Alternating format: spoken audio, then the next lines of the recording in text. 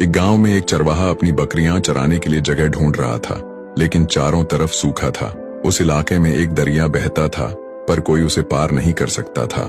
गांव के मौलवी साहब ने जुमे के खुतबे में कहा, जो अल्लाह का नाम लेकर किसी चीज को हुक्म देगा वह उसकी नाफरमानी नहीं करेगी।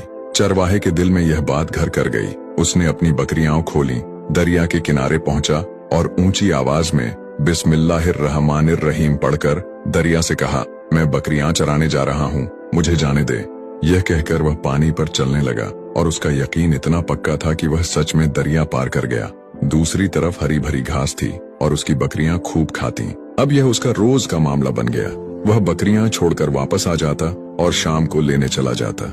उसकी बकरियां पहले से ज्यादा तंदुरुस्त हो गईं और गांव के लोग हैरान थे कि वह क्या खिलाता है। जब उन्होंने पूछा तो चरवाहे ने सच बता दिया। किसी ने यकीन नहीं किया, लेकिन बात मौलवी साहब तक पहुंची।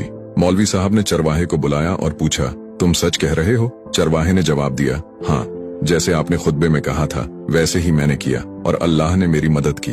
मौलवी साहब को यकीन नहीं हुआ और उन्होंने खुद तजुर्बा करने की ठानी। अगली सुबह गांव के लोग जमा हुए। मौलवी साहब ने एक रस्सी ली, एक सिरा किनारे पर बांधा और दूसरा अपनी कमर से।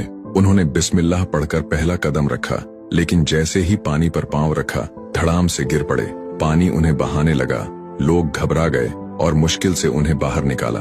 चरवाहा परेशान था कि मौलवी साहब की बिस्मिल्लाह ने काम क्यों नहीं किया।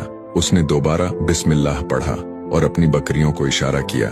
वे आराम से दरिया पार कर गईं।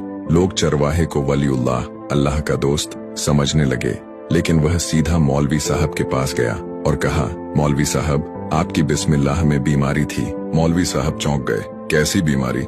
चरवाहे ने उनकी रस्सी की तरफ इशारा किया और कहा, आप अल्लाह से ज्यादा इस रस्सी पर भरोसा कर रहे थे, इसलिए अल्लाह ने आपको और आपकी रस्सी को अकेला छोड़ दिया। सच्चा यकीन सिर्फ जुबान से नहीं बल्कि दिल से होता है। जो अल्लाह पर भरोसा करता है, अल्लाह उसकी मदद करता है।